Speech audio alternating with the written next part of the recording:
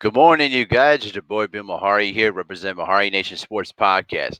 Much love to the entire LDBC and the basketball community. If you want more basketball content, tune into Basketball Conversations every Friday night, 9 p.m. Central Time. It's where we discuss basketball-related topics, news, debates, and everything else in the world of basketball. If you're new to the channel, make sure to hit the subscribe button, hit the bell icon to get all the latest notifications when I start dropping videos and live streams, and please spread the word about the channel as well. So, this is going to be another morning of a historical perspective, and this time around, we're going to touch upon one of the greatest defensive point guards in the history of NBA basketball. Who I'm talking about? The glove himself. One of my favorites, Gary Payton. All right?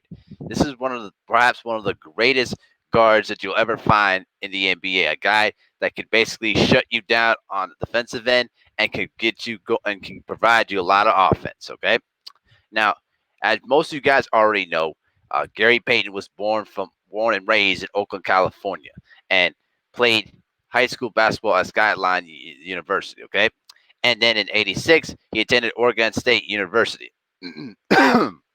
When basically during that time when he was in Oregon State, he was consensus first team All American in 1990, Pac-10 Player of the Year in the same year, and U.S. basketball male athlete of the year in 1989. And so this was a guy that during that time, in that time of his graduation, I should say, he held school records for points, field goals, 3-point field goals, assists, and steals, which all of it still holds today, except for 3-point field goal percentage.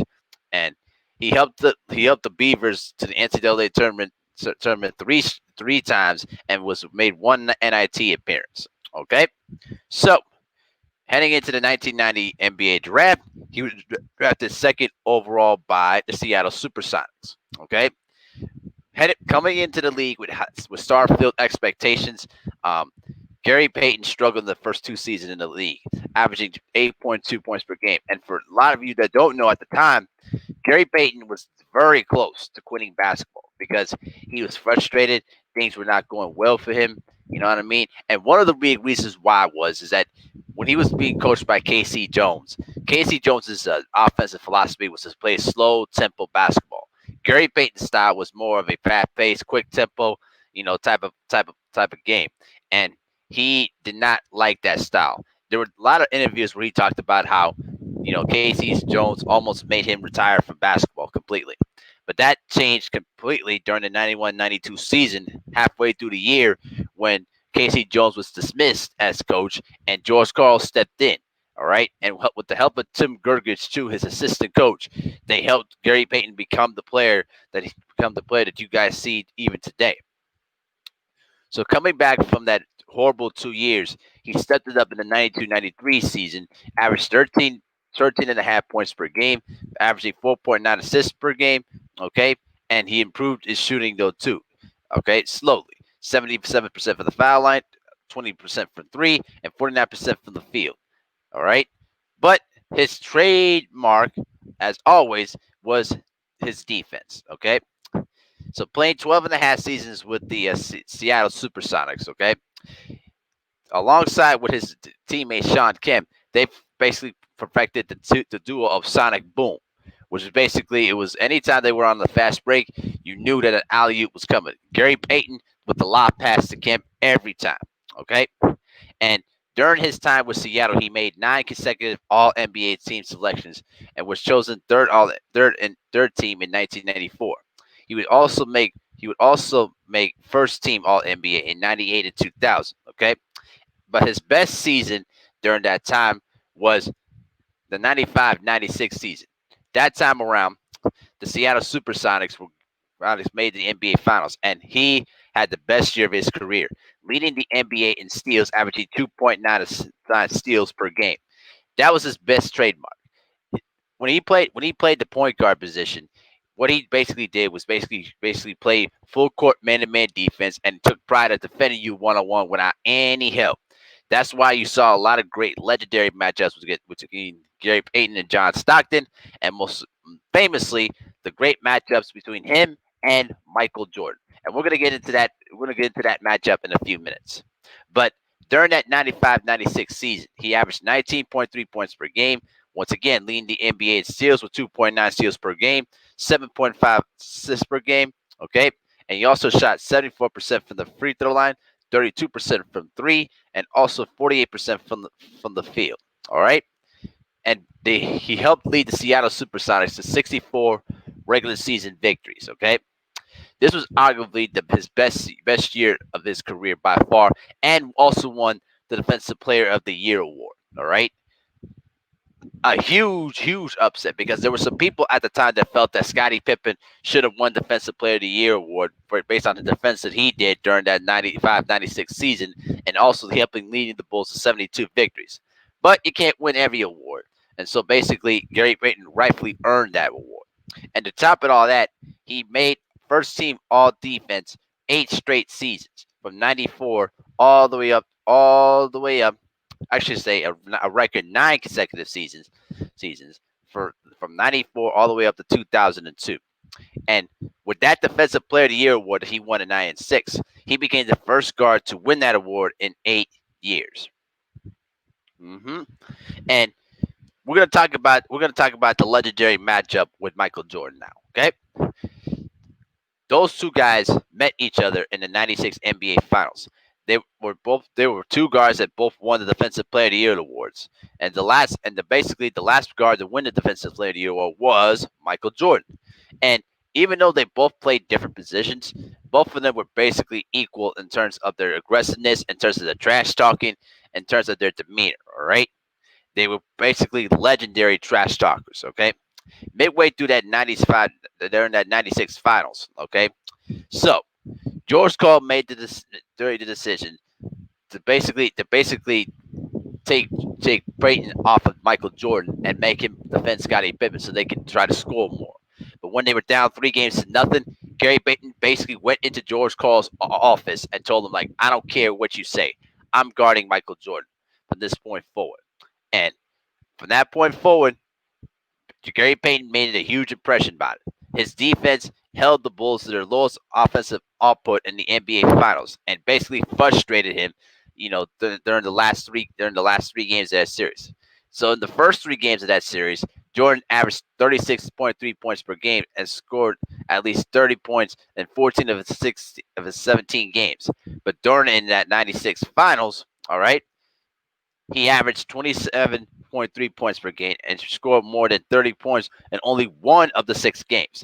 In that game 5, Payton held Jordan to his lowest career point total in the history of his finals career. I'm talking about Jordan's, when he only scored 23 points. All right, when this basically the Sonics helped won the game by 21 points, and Payton held Jordan to 26 points, his second lowest scoring game up to that point. All right, so and then in Game 6, even though the Bulls went on to capture the NBA title, Payton played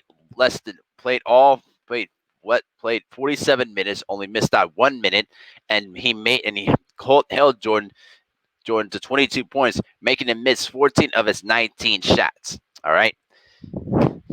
The point is this, though, guys. Even though Jordan, was still partially getting his points, Gary Payton made him work. What he basically did was that he basically beat him to certain spots on the floor and made him take tough jump shots. All right, and not only just being physical with him, he had that mentality of you cannot back down from him, and that's what Payton pretty much said. He said, "End quote, you got to get back at Jordan. You can't back down on him. If you do, he's like a wolf. He's going to eat. He's going to eat everything." He knew I wasn't going to back down, and I had to realize or see if he was really about being a dog about this neighborhood stock. And I went at him. It was just me being me. Well, as you guys remembered in the documentary too, Jordan pretty much laughed at those comments though. But Michael respected Gary Payton because he knew that he was the kind of guy that did not back down from a challenge or anything like that. You know what I mean? And I think that in a sense, Michael Jordan appreciated the toughness that Gary Payton always brought into the floor, and also his trash talking was basically this another huge was his main trademark. Basically, Payton throughout his time at Seattle is probably one of the all-time greatest trash talkers. I mean, he could talk it up a storm. Most times it was either to his teammates or to get himself going, and then sometimes he would also trash talk towards the opposition. All right. Unfortunately, this led Payton being fourth all time in technical fouls. All right. But unfortunately, the downside was that he also earned the reputation of being difficult, volatile, and sometimes egotistical towards his teammates in the locker room. And particularly if you read the book of Furious George, George and Payton had their fights, in the locker room during games. It was just more of a competitive type of thing, though. But they both had admiration and respect for one another because they both made each other better down the line, though, too. So after the Sonic boom basically ended after the 96-97 season, Payton stepped up his scoring big time. He averaged between 21 to 24 points per game during those next 3 years between 98 to 2000. But his time in Seattle was pretty much coming to an end because after the new owner, Howard Schultz, bought the team in 2001, Payton became much more of a distraction that the team didn't want to deal with, and so the owner basically decided to trade him to the Milwaukee Bucks midway to the 2002-2003 season, along with Desmond Mason, in exchange for Ray Allen, Kevin Ollie, and Ronald Murray. It was a bad trade, to be honest with you. Even though Gary Payton played the remaining 28 games, you know what I mean. He just was not happy being there. And then when he became a free agent in 2003, he, along with Karl Malone, signed with the Los Angeles Lakers to play alongside Shaquille O'Neal and Kobe Bryant. Rest in peace. And even though Gary Payton started all 82 games that year, he just could not become. He was just not the right fit for Phil Jackson's triangle offense. Okay, and even though he provided some offense, his unwillingness to learn the offense or just his skill set was not a match for what he could normally would do, which is primarily, ball handling and post up opportunities. Okay, and despite all that, and despite the Kobe Bryant, rape distraction during that season too, the Lakers won 56 games and made it to the NBA Finals. But then everything fell apart when they lost to the Detroit Pistons in 5 games. And then after that season, the Lakers traded him and Rick Fox to the Boston Celtics. All right, and eventually he did report to the team midway through February of '05. But then after that, he was traded to the Atlanta Hawks that basically brought in former Celtic Dwayne Walker. Then the Hawks waived Payton immediately following the trade and returned back to Boston. Eventually, the next year in 2006, okay, he signed with the Miami Heat, and at this time around, he became much more of a mentor and much more of a quiet leader in terms of for that team. All right. Even though he only averaged 7.7 points per game and started 25 of the 81 games, all right, he provided stability and emotional leadership for that team that really, really needed it. All right. And all that paid off in 2006 when he helped lead the Miami Heat to their first ever NBA championship in franchise history. All right. And it was a big moment of his career because, for Gary Payton, he fell short of the finals back in '96 and never was given another chance to perform on the big stage or get a chance to win a championship.